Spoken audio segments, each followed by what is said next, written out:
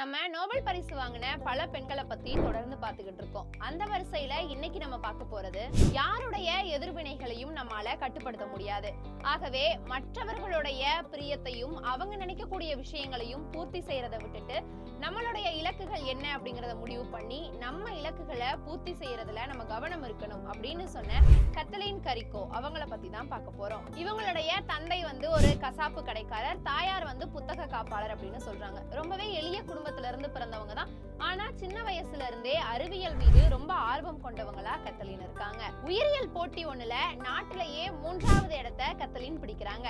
AIDS மற்றும் ரத்தம் தொடர்பான நோய்களுக்கு RNA அப்படிங்கிற ஒரு சிகிச்சை முறையை கண்டுபிடிச்சவங்களும் கத்தலின் தான். இது ஒரு முக்கியமான ஆராய்ச்சியா பார்க்கப்படுது. இதனால நோயாளிகள் நிறைய பேரும் பலன் பெற்றாங்க. கத்தலின் உருவாக்கிய அவங்க தாயினுடைய மரபணுவிலிருந்து நோதியத்தை பயன்படுத்தி மேற்கொள்ளப்படக்கூடிய சிகிச்சைகள்ல ஆய்வினுடைய தொழில்நுட்பத்தை பயன்படுத்தி அதனுடைய அடிப்படையா கொண்டு பல நோய்களுக்கு பயனுள்ள தடுப்பூசிகளை கண்டுபிடிச்சாங்க. குறிப்பா இது கோவிட் நோயோடைய பெருந்தொற்றை கட்டுக்குள்ள கொண்டு வரதுக்கும் உதவியா இருந்துச்சு. 2020ல ரொசன்ஸ்டீல் விருது, கிராண்டே விருது, தங்கவாத்து விருது, ஜான்ஸ்கேட் விருது இப்படின்னு பல்வேறு விருதுகளையும் பதக்கங்களையும் வாங்கி குவிச்சாங்க கத்தலின். இவங்களுடைய அரும் பணிகளை பாராட்டி 110க்கும் மேற்பட்ட பன்னாட்டு விருதுகளும் பாராட்டுகளும் இவங்களுக்கு கிடைச்சிருக்கு. 2023ஆம் ஆண்டு மருத்துவ மற்றும் உடலியங்கவியலுக்கான நோபல் பரிசை கத்தலின் கரிக்கோ பெற்றாங்க.